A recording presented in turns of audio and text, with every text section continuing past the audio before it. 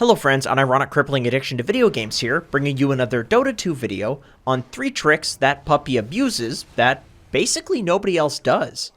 When most people think of Puppey, they very reasonably think of a genius drafter and captain, and often his mechanical skill is something that gets overlooked. But I seriously believe that Puppey's mechanics are currently a huge reason that Team Secret is so goddamn dominant.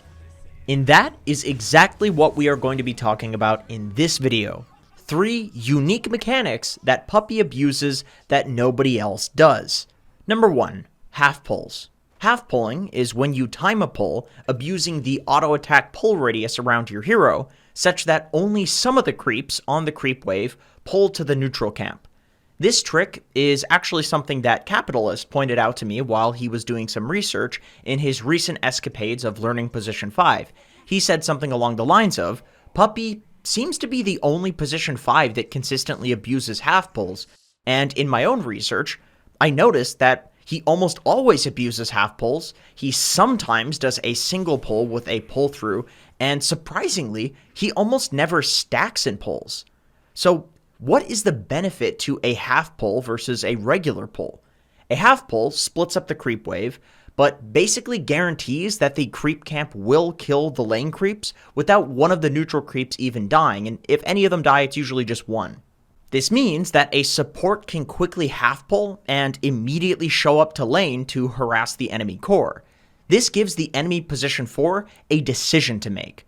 A, you can quickly make your way to the easy camp to soak the XP of the dying creeps, but then leave the offlaner alone 1v2, or B, you can stay in the lane to prevent the position 5 and carry from harassing out the offlaner, but have 2 creeps die totally out of experience range.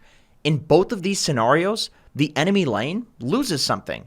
Not only that, but this allows you to constantly play around your carry as a position 5 with very little downtime, which feels really good in a meta where lanes are make or break based off of a single lost trade or off of a single death. From what I've seen in most of Puppey's games, even against extremely good teams such as OG, often creeps will die to his half pulls with absolutely nobody in experience range, because it happens so fast that it's borderline impossible to react. This is pretty insane when you consider it. Moreover, I've heard a lot of people say that Team Secret, well, they're known for taking these little advantages anywhere that they can until somehow they have a gold lead, even though the game is even in terms of both kills and towers. And tricks like this is exactly how they pull it off. Number 2, and this is going to sound kind of insane, but Puppey, he jungles as a 5.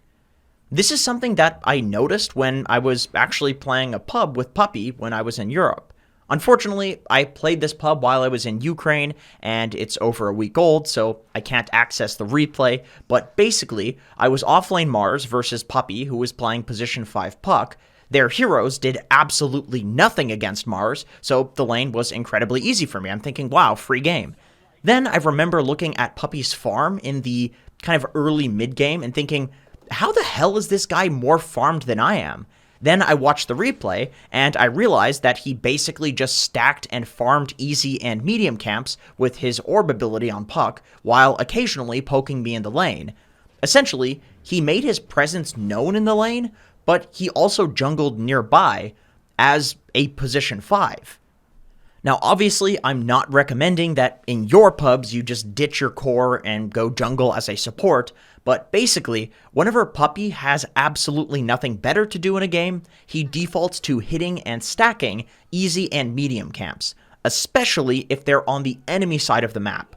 Moreover, he will combine this with rushing relatively cheap support items like Medallion or Mechanism, so Puppey will show up to the first big team fight with a mech or Medallion, and the enemy support will just have boots and a stick. In a lot of cases, jungling as a support does actually make quite a bit of sense.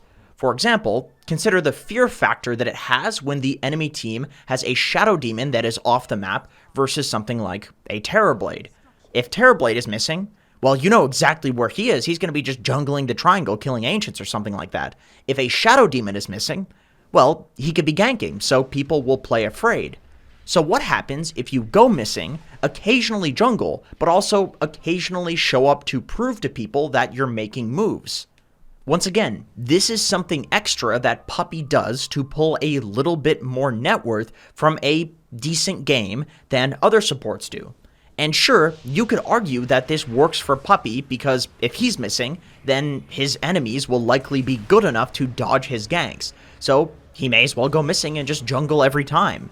But what I would propose for you is that you test the water in your pubs, see how it feels. If you keep trying to gank people and it's not working because they have vision or they're just playing incredibly scared, then jungle nearby.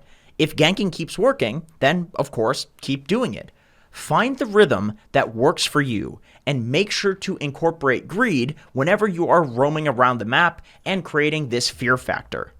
Number 3. He instant buybacks after feeding in fights as a 5. I'm not kidding. This is actually what he does. Generally, the number one way that you guarantee that you win teamfights in Dota 2 is that you fight only when you have a numbers advantage. For example, you fight when somebody on the enemy team is dead, which of course is a 5 versus 4. Or you fight when somebody on the enemy team is on the other side of the map trying to defend a tower, which once again, this is a 5 versus 4. Alternatively, you can fight only when you get the jump on the enemy team, and usually this means that you kill somebody before the fight even starts, and once again, this results in a 5 versus 4. For most people, these are the only ways to guarantee such a numbers advantage, but to Puppey, there is a fourth option. Run in, die, then buy back, and teleport back to the fight. This makes the team fight a 6 versus 5. Naturally, they can buy back too, but if your death results in the death of a non-position 5, then this play will cost the enemy team more than it costs you. In other words, if you're in a game and you feel like you're stronger than the enemy team, but you just need a fight to start at any cost, and you have the gold to buy back and your TP scroll is off cooldown, then pull a Puppey and just kill yourself, bro. It honestly sounds insane, and I can't believe I'm recommending you to do this, but this is what I saw in the replays when I was trying to figure out how the hell Team Secret is so much better than other Dota teams. Like, what do these guys do differently? And Puppey does this consistently. And it makes sense when you think about it. Position 5 buybacks are cheap, and the extra death timer is largely irrelevant for this particular role. Moreover, if you put yourself in a position to be jumped, often the entire enemy team will reveal themselves on the jump, which gives you the opportunity to pick and choose your targets wisely instead of just jumping into the fog of war and playing a guessing game against the enemy team. Really, if you have the money to spare and your team is in a good position to fight, you can get a lot of value out of a suicide play. Anyway, that's it for this video. Basically, Puppey's god and does some truly insane but next level shit. Thank you so much for watching. I appreciate you. If you want to support your boy, make sure to press the thumb so that it goes blue. Not the other one. I think that goes blue as well. I should specify the thumbs up.